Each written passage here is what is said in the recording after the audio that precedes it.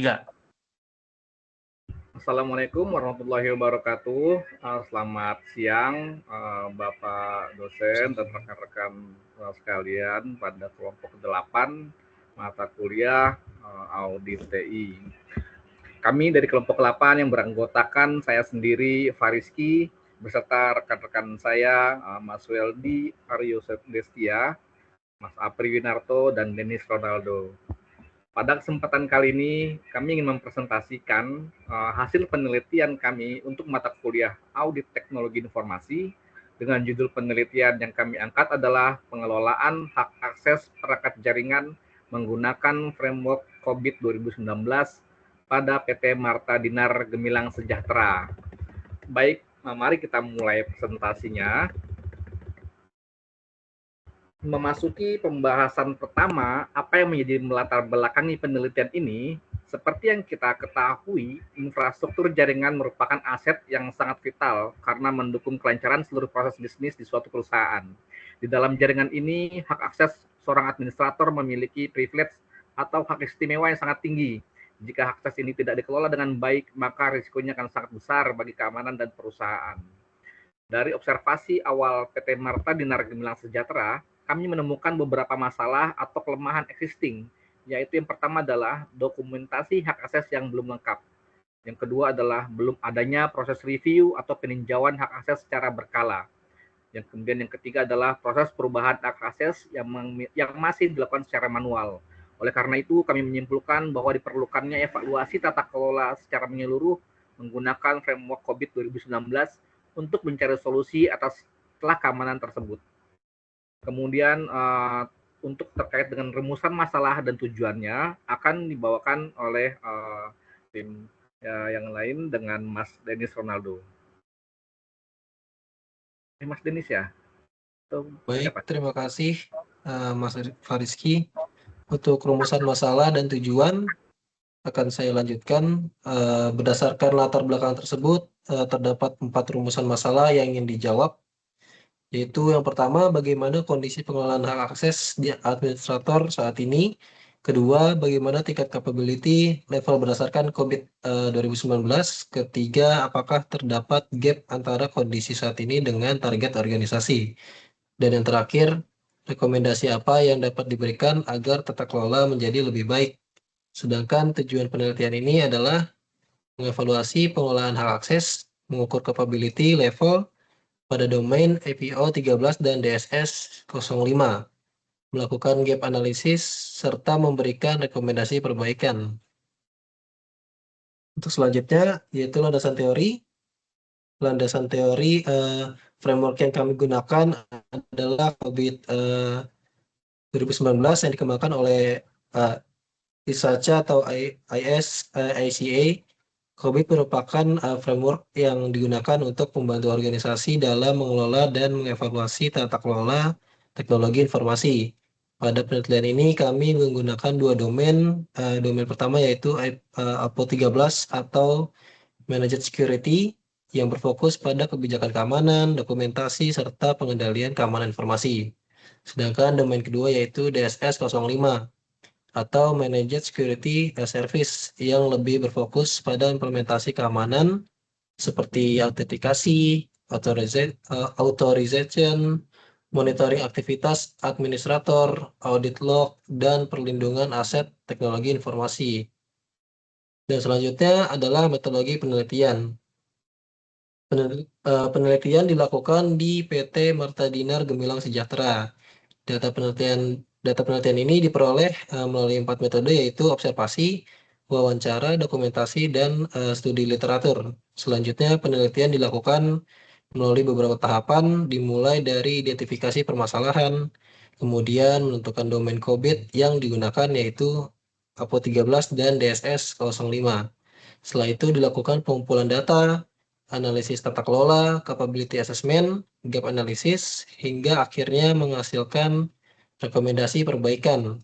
Selanjutnya, untuk kedua hasil evaluasi serta capability level dan gap analysis akan dilanjutkan dan dipresentasikan oleh saudara Mas Weldi. Mas Weldi, dipersilakan. Baik, terima kasih Mas Denis.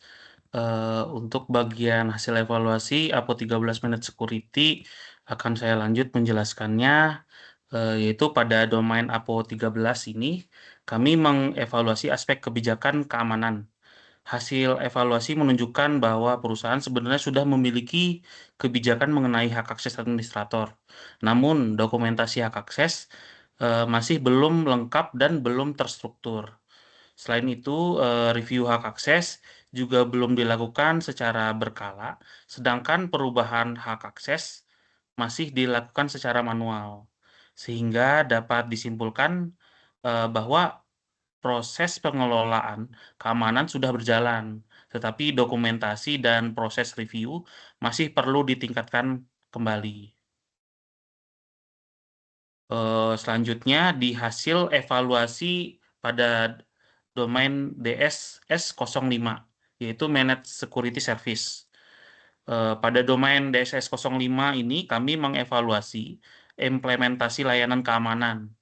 Hasilnya menunjukkan bahwa mekanisme authentication dan authorization sudah diterapkan dengan baik.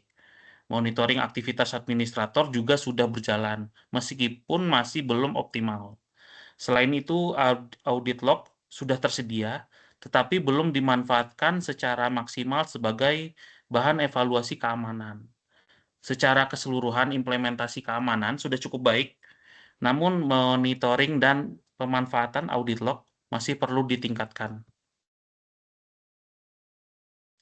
Selanjutnya, pada capability level dan gap analysis. Berdasarkan hasil pola evaluasi domain APO 13 yang sebelumnya, memperoleh capability level 2 atau manage proses. Artinya proses sudah berjalan dan dikelola, tetapi belum terdokumentasikan serta terstandarkan secara menyeluruh. Sedangkan domain DSS 05 telah mencapai capability level 3 atau established process, yang berarti proses sudah memiliki prosedur yang diterapkan secara konsisten. Jika dibandingkan dengan target organisasi, hanya APO 13 yang masih memiliki gap sebesar satu level. Sedangkan DSS 05 sudah memenuhi targetnya. Selanjutnya untuk risiko dan rekomendasi akan dilanjutkan oleh Mas Sapri. Dipersilakan. Ya, terima kasih Mas Weldy untuk waktunya. Dari resiko dan rekomendasi terkait penelitian ini yang berdasarkan hasil evaluasi tersebut, kami mengidentifikasi beberapa risiko. Di antaranya, audit trail menjadi sulit dilakukan karena dokumentasi belum lengkap. Selain itu, akun administrator lama masih berpotensi aktif karena belum ada review berkala. Selanjutnya, perubahan konfigurasi juga belum terdokumentasi dengan baik, sehingga monitoring keamanan menjadi kurang optimal. Oleh karena itu, kami memberikan beberapa rekomendasi, yaitu yang pertama membuat standar kebijakan hak akses, melakukan review minimal setiap 6 bulan, mendokumentasi setiap perubahan hak akses, dan memanfaatkan audit log secara maksimal dan melakukan audit internal secara rutin. Slide selanjutnya yaitu kesimpulan. Kesimpulan sebagai penutup dapat kami simpulkan bahwa pengelolaan hak akses administrator di PT Marta Dinar Gemilang Sejahtera secara umum telah berjalan dengan baik. Domain APO 13 berada pada capability level 2 sehingga masih memerlukan peningkatan, khususnya pada aspek dokumentasi dan review hak akses. Sedangkan domain DSS 05 telah mencapai capability level 3 sesuai dengan target organisasi.